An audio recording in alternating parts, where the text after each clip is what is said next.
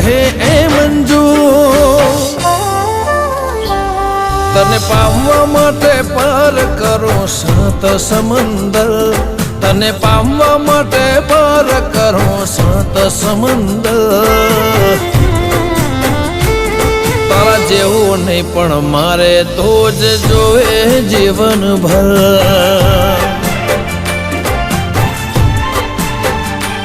તારા જેવું નહીં પણ મારે તો જ જોવે જીવનભર